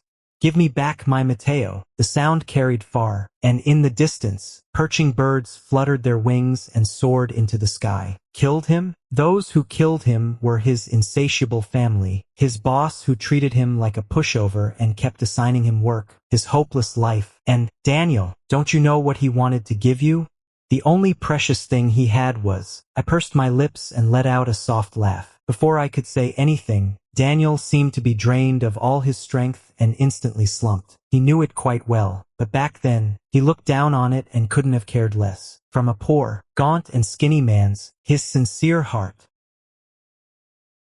Daniel stumbled down the mountain. I sat in front of my tombstone, hugging my knees, and stayed there alone until dawn. After the sun rose, everything around seemed to come alive, losing all its chill. The name engraved on the tombstone was bright in color, not faded. I reached out and touched it, when suddenly footsteps came from behind. "Hey, what are you doing?" I turned my head, and it was the cemetery cleaner. He looked at me warily. "Trying to steal something? It's kind of funny. What could anyone steal from a cemetery?" I stood up, leaning on my knees, and saw him place a food container in front of my tombstone. "What's this?" "Desserts." My brain, which hadn't slept all night, was slow to react. "Desserts?" "Yeah." He opened the lid impatiently, took a sniff. "Thank goodness it hasn't gone bad." My mind still couldn't wrap around it. "What do you mean?" He casually took a photo, then put the thing away. Seeing me still standing there, he bent his index finger and tapped beside the name, James. "Look, this big boss. He changes the offerings every day. When he's not available, he pays me to set them up." I was stunned. "Every day?" "Yeah, never seen that before. Have you?" Rich people have so many demands. My thoughts were in a jumble. Many ideas flashed by, but I couldn't catch any of them. Finally, I pointed straight at the food container in his hand. "Can I eat it?" "Huh? Come on, buddy. That's not necessary. It's been sitting here for days. You don't want to get sick. Didn't you say it's changed every day?" "Well, he's been busy lately. I'm taking a little shortcut to save some money. Anyway, the guy's dead. He can't tell the difference. It's just to move the living." I fell silent. He probably realized his shoddy work wasn't very decent and quickly tried to make up for it. "It's cold now. It's okay to leave it for a few days. I wouldn't dare be lazy in summer. I definitely buy fresh juice ice then." Seeing I still didn't say anything, he asked again, "You're so young. How come you're a homeless guy?" if you're really hungry, come down and have a bite with me. I imitated him, bent my index finger, and tapped beside the name Lucas, me, in the flesh. I went back to the hotel and slept like a log. When I woke up, it was already evening. The setting sun was shining brightly, and suddenly I had a craving for sweet soup. I got up slowly. During that time, I clicked into Daniel's chat box several times, but he didn't reply to any messages. I returned his money and thanked him for his help. I promised to find a job and move out within a month. I wanted to send him another message to remind him to accept the money, but halfway through typing, I cleared the input box. Forget it, I'll give him some time. Instead of going to the sweet soup shop near the high school, I found a nearby one and sat down. I chewed slowly and thought about what happened in the morning again. What was James trying to do by doing that? Can a person love a new one while deeply mourning the old one? I didn't come to a conclusion until I finished a bowl of sweet soup. I wandered around the street. A young couple came out of the cinema. The girl hugged her boyfriend and sobbed. "Oh no, that last part was so scary. I'm gonna have nightmares tonight." The boy chuckled. "Then don't sleep tonight." The two of them walked away, laughing and joking. I stopped in my tracks. Maybe it was to soothe my soul and keep myself from having nightmares. Actually, I couldn't convince myself, but I had to come up with an excuse to hold back the urge to look for him. I really want to see him. I desperately want to snatch him back, no matter what. So what if I have nightmares?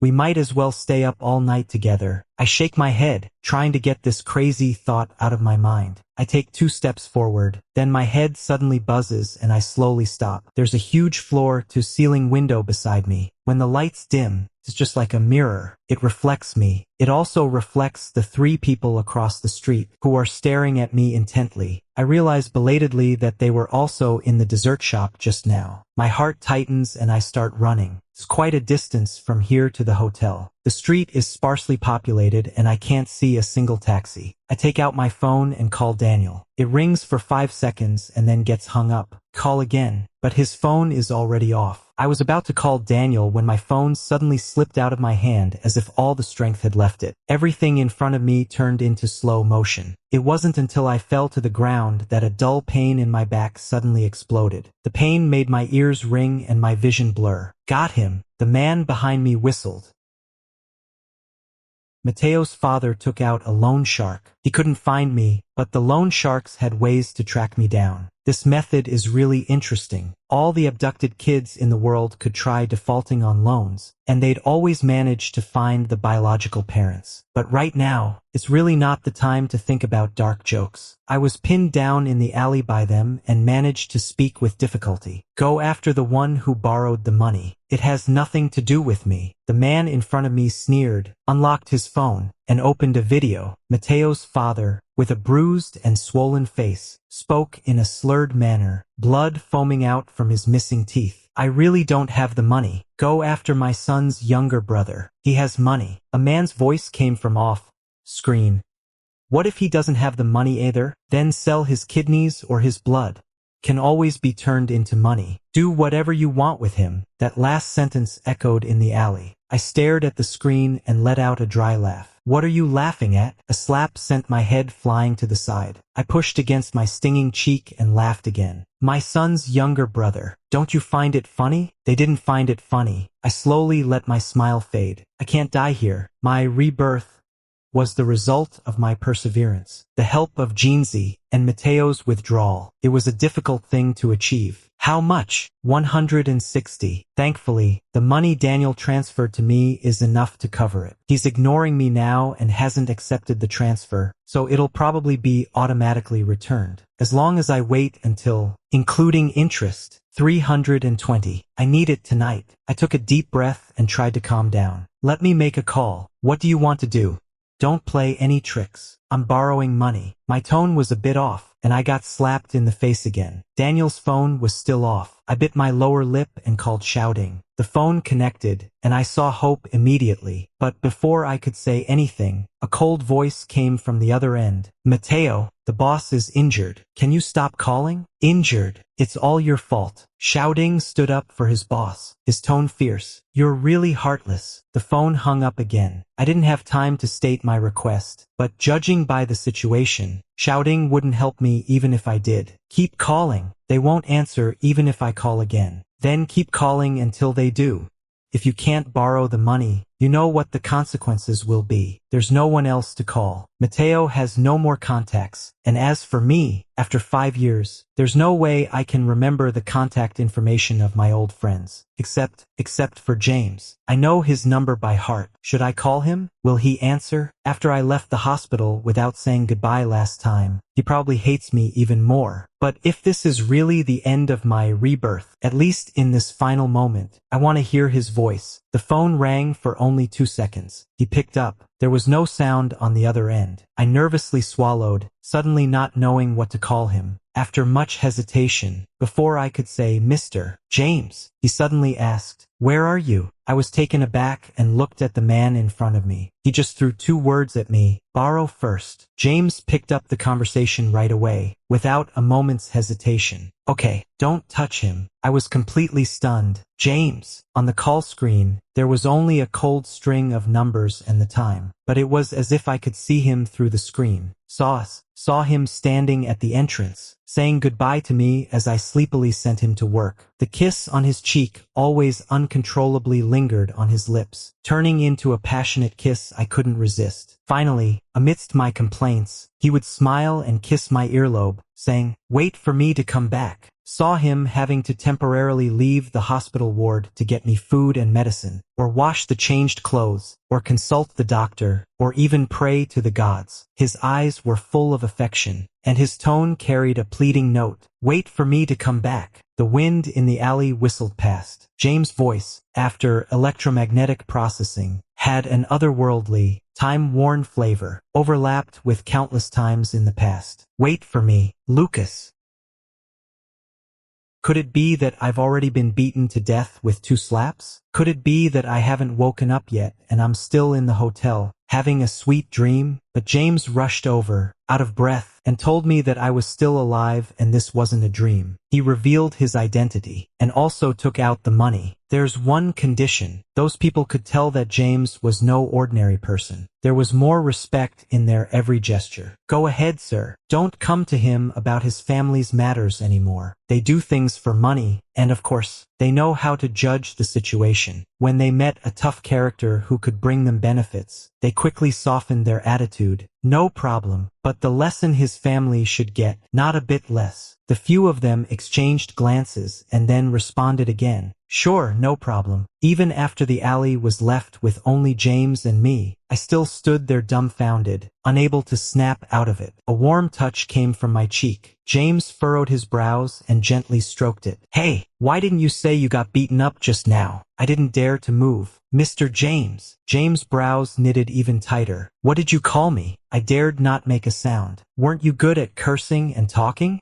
What? Gone mute. He gave a cold snort. Not only gone mute, but also turned into a scoundrel. You ran away after bullying me. I've been looking for you day and night. That guy Daniel refused to tell me where you were. Were you trying to drive me crazy? My mind was in a mess. What was he talking about? My mind went blank. I couldn't process it at all. I watched his lips moving and just thought they looked kissable. Could I kiss him? James noticed my gaze, stopped talking, pursed his lips, and said, "Let's go to the car first. Your face is all swollen." I didn't move. He let out a barely perceptible sigh, lifted my chin, and then lowered his head to kiss me. My mind went blank in an instant. I subconsciously raised my hand to push him away while couldn't help responding. No way. You have a boyfriend. James's body froze for a moment and he pulled back a little. He must have come in a hurry. The collar of his pajamas was showing from inside his black coat. It was all wrinkled and bunched up. Lucas, I didn't sign your resignation application form. Nor did I sign your boyfriend's resignation application. I've said it. I only want you. James was driving the old silver gray car. Seeing me in a daze, he reached out and opened the car door. Can't even open the door now? My voice was very soft. I thought you changed it. Don't want others to sit in it. I don't drive it usually. He took out a bottle of water from the car fridge, and I took it casually, unscrewed the cap and took a sip. James was taken aback and couldn't help laughing. I was a bit at a loss. Can't I drink it? You can. He took out another bottle and gently put it against the side of my cheek that was swollen from the slap. Does it hurt?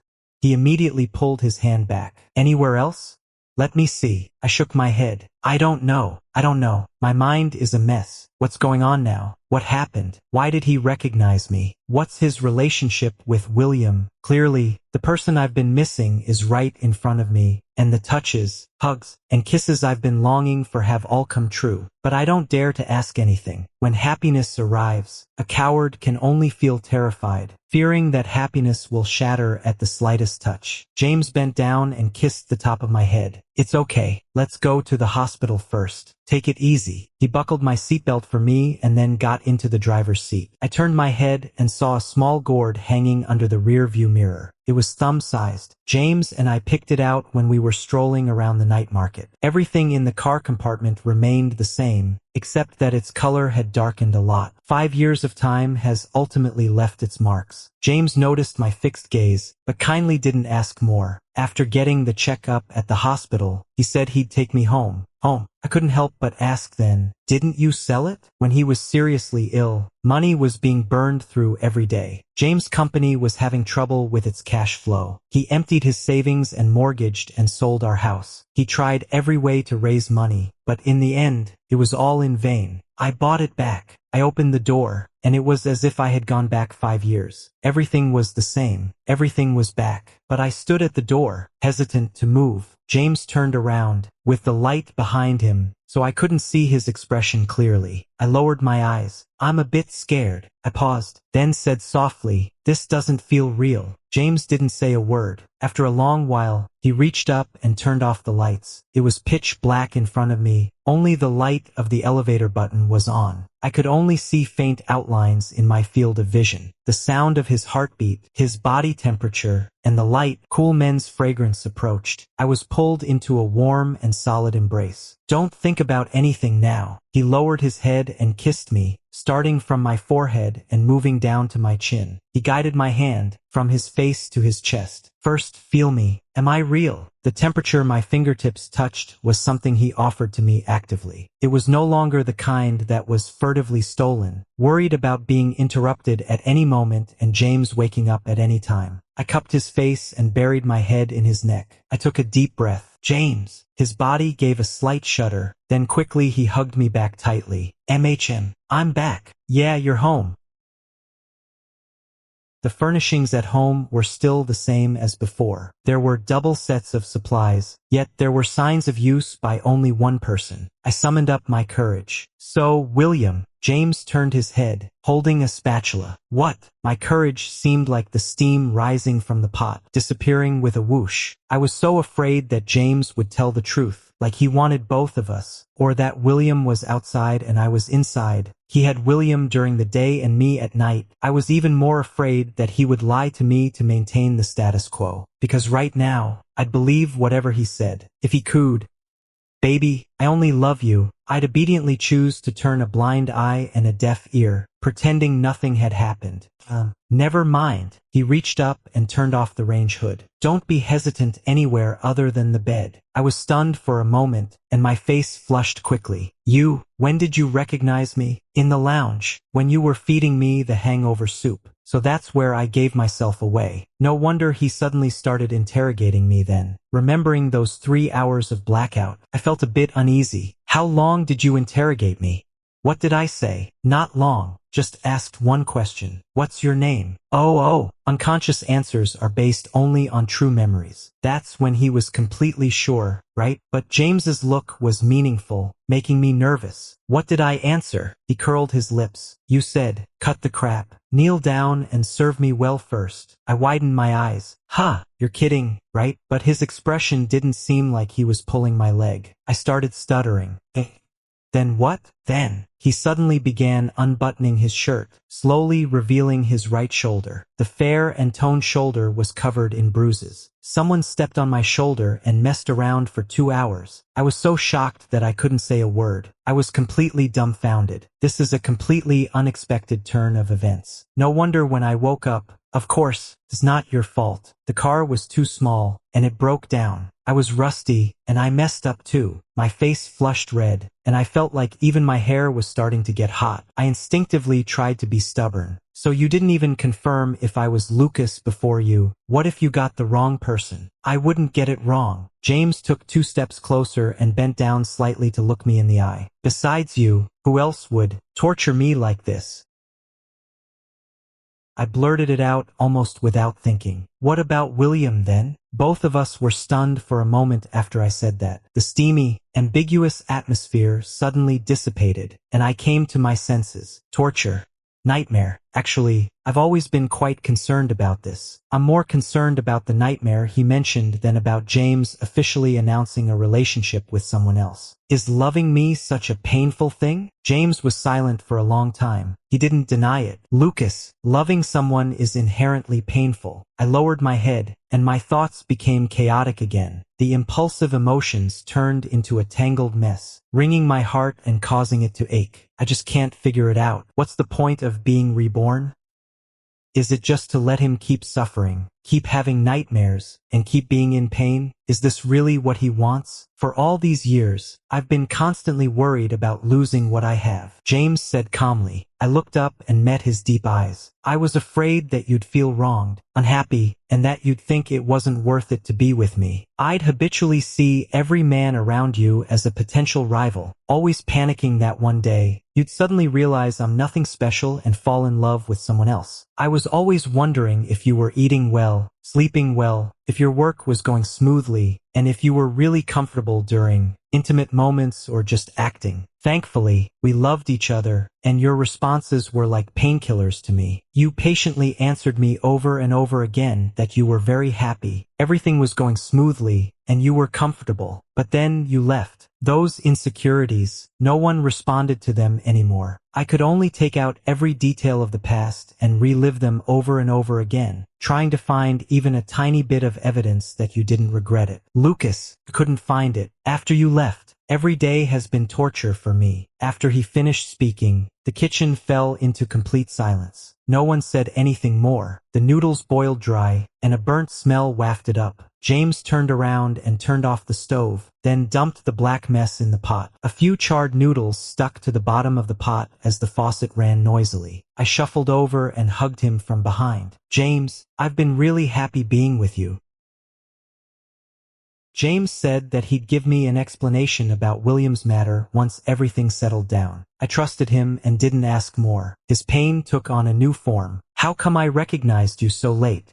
You had so many flaws, and I was suspicious, yet I didn't dig deeper for so long. If I had confessed earlier, I wouldn't have been so cold to you and even got rough. Nor would I have let you stay with Daniel for so long. He likes you, right? That night at the dinner, if you hadn't entered the wrong room, would you have, with him? He was like Zyanglinso, muttering at meals, while sleeping, and even when doing serious things. Actually, I could come up with excuses for him, like there was a crisis in the Liang group and he didn't have the time to pay attention. Or he didn't know Mateo and wasn't aware of the contrast. Maybe it was because I had just been reborn, and my personality was unstable, but I didn't, because I also had quite a few complaints about it. I couldn't endure the grievances for nothing. I deliberately picked fights 4 or 5 times in one night. James was like a job applicant who made it to the final interview but saw the offer slipping away, nervously pulling out all his tricks. First, I could still giggle in his arms, but later, I couldn't laugh anymore. My plea for mercy was misinterpreted as offering him a way out. James simply didn't believe me. Don't worry about saving my face, Lucas. Your feelings are the most important. I finally got a moment of peace. Then I heard him answer a phone call. Yeah, just leave it at the door. I opened my eyes groggily. What did you order? He He didn't have time to answer. He quickly got up, wrapped a towel around himself, and rushed outside. When he came back, he was holding a glass of water. He tilted his head back and gulped it down. His eyes widened instantly. "James, are you out of your mind?" James Adams' apple bobbed up and down. He drank too fast, and water trickled down from the corner of his mouth, dripping onto my lower abdomen. It was like setting off a huge commotion. I shivered, and my brain set off an alarm. In a panic, I started crawling out, using both hands and feet. I hadn't crawled far when he grabbed my ankle and dragged me back. "Let's go crazy together." When I opened my eyes again, it was already the next afternoon. I stared at the ceiling for a long time. Then the door was pushed open, and James, looking refreshed, put clean clothes at the end of the bed. "Awake? Get up and have some food." So I turned to stare at him instead. He pursed his lips and walked over, facing my resentful and intense gaze. He reached out and stroked my hair. "What you said at the end is true, right? You're not just trying to placate me." I really couldn't remember what I'd said at the end. It was probably just some begging for mercy. I closed my eyes and slowly buried my burning face in the quilt. "Yeah, it's true. If I kept being stubborn, I'd probably be so exhausted that my soul would leave my body again. No matter how tough the rebirth situation was, at least I didn't have to carry such a heavy body." My breath suddenly hitched. An orange-colored figure popped up in my mind. I threw off the quilt. "James, can I meet your cousin again?" James arranged a small family dinner. At his cousin's place, there were the three of us and a cat. "So it's this one." I was wondering why I had a random dream about an orange cat. His cousin stared at the boiling hot pot in front of her, a bit lost in thought. Beside her, the golden-shaded cat, fat as a gas cylinder, stepped on her thigh and pawed at her chopsticks. She lowered her head and smiled, then scalded a slice of beef for the cat in the clear soup pot. She blew on it, and after making sure it wasn't hot, she placed it in her palm and held it out. Seeing this scene, I felt a bit dazed. The host scalding meat for the cat while having hot pot. Jeansy had babbled about this to me countless times. Every movement, every detail was described clearly. I just couldn't believe it. Yet it was never the protagonist in the picture. And everything that was told never belonged to it. The kisses and hugs weren't for it. The cat treats and cans weren't its either. Even the name Jeansy didn't belong to it. It yearned so much to be loved. So much. So it imagined itself as Jeansy. After I told James about Jeansy yesterday, he frowned. "Are you sure?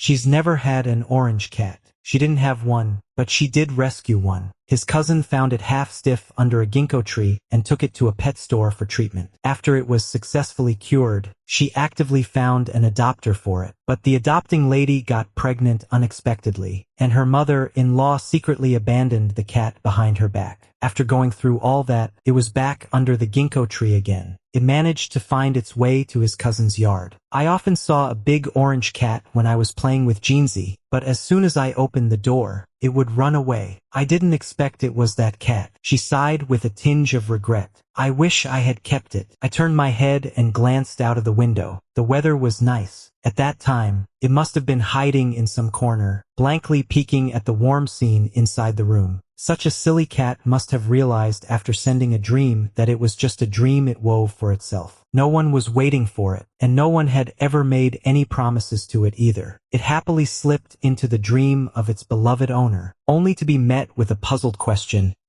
"Whose cat are you?" It must have been so embarrassed that it didn't even lift its face until the end. James squeezed my hand under the table. I looked up and saw the worry in his eyes. I wasn't really that sad, but there was this lingering sourness in my heart that I just couldn't shake off. I felt a sense of loss. On the way home, James answered a phone call and his expression turned serious. I guessed it was something about the company, so I waved him off to deal with it and wandered to a nearby park myself. And there I saw that ginkgo tree. "You little trickster cat, there aren't any leaves on it at this time of the year." I sat there for a while, daydreaming about some fateful encounters. Unfortunately, nothing happened. Only the wind was howling past. When I was almost home, Daniel sent me a message. "Meet up? The hotel room is still available. You can come anytime." I hesitated for a moment and replied, "We can meet, but I'll choose the place." In the end, I chose the coffee shop across from my home. From the floor to ceiling windows, you can see the entrance of the community at a glance. He looked thinner. He also seemed much more composed in his every gesture. What should I call you now? I took a sip of my coffee. Anything's fine. Up to you. Not wanting to dwell on such trivial things, I said, "What's this about?" He looked at me, then lowered his head to stir his coffee. He hesitated several times, on the verge of speaking but holding back. Just as my patience was running out, he finally stammered, "Matteo, I wonder, if I had confessed to you earlier, would you have said yes?" "What do you mean by earlier?" He pursed his lips. "The day you called and asked if I wanted you." My memories of this body from the rebirth were all jumbled up, and I had no recollection of what he was talking about. I was at a drinking party then. People around me were laughing at me, saying I was being pestered by some clueless poor guy. I laughed along, but actually, I didn't want to. Really, I didn't find it funny at all. I wanted you. If I had been more honest then, would you not have left? I leaned back. The leather sofa was cold. Across the table, Daniel's eyelashes were moist as he stared straight at me. "What answer do you want to hear?" He choked up. "Well, in fact, everyone knows it in their hearts. Matteo's voluntary departure wasn't caused by just one person. It was a lot of people, a lot of burdens. Maybe Daniel's mockery was the last straw that broke the camel's back, or maybe it wasn't. There's no point in dwelling on it. He had long been overwhelmed. "It's my birthday today. Could you grant me one last wish?" Seeing that I didn't reject him, he continued cautiously, "Say, 'I like you' to me in Matteo's tone." I was a bit surprised. Since it's a birthday wish, I put down my coffee cup, smiled at him, and in his tense anticipation, said cheerfully, "Happy birthday. Wishes don't come true if you say them out loud." Daniel was taken aback, and his tense shoulders slumped dejectedly. "Thanks." His voice was as faint as a mosquito's, floating away and dissipating in the air. When I got up to say goodbye, I noticed someone standing outside the French window. James had his hands in the pockets of his overcoat, looking at us expressionlessly.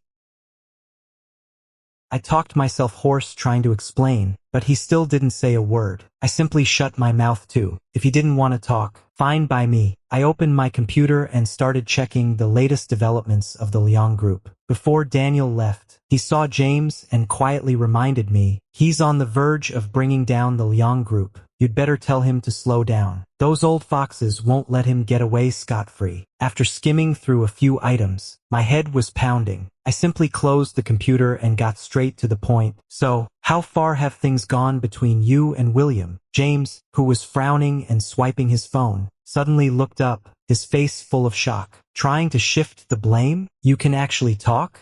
I thought you were mute." "Daniel and I haven't had anything going on. What about you two? Hugging and making your relationship public in the company, whispering sweet nothings, making heartfelt promises. It was just that one hug. I haven't touched him since. And the hug wasn't what you think. I was just luring him into a trap." He stopped short. Too late. I quickly latched onto the keywords. "What trap?" After asking, I remembered a financial news item I had browsed through earlier. "You tricked him into becoming the legal representative of a subsidiary and used his identity to get a guarantee. You're trying to kill him, aren't you?" "Lucas, no one's going to die. He'll just spend a few years in jail." "Why?" "Just because he tried to break us up by coming to me privately." James rubbed his temples and put down his phone. "Because he switched your medicine. My illness was under control in the early stages, but it deteriorated rapidly after I started active treatment. Took a long time and a lot of wrong turns to realize there was a problem with the targeted drug I'd been taking. Although it wasn't the direct cause of my death, it did speed up the process." The Liang family's attitude was ambiguous. They just said, "Serves you right." Then they secretly disposed of all the evidence. There was no way to investigate or convict them. "Lucas, on this one thing, don't try to persuade me." "Who's trying to persuade you?" I clenched my fists tightly. "Take him down." James swallowed back the long speech of persuasion that was on the tip of his tongue. He was silent for a moment, then couldn't help but laugh. I sat on his lap and put my arms around his neck. "But I'm also worried." "Worried about who?" "You." "Me?" James pinched my waist. "Worry about yourself first. How many words did you say to Daniel today?" "Count them one by one."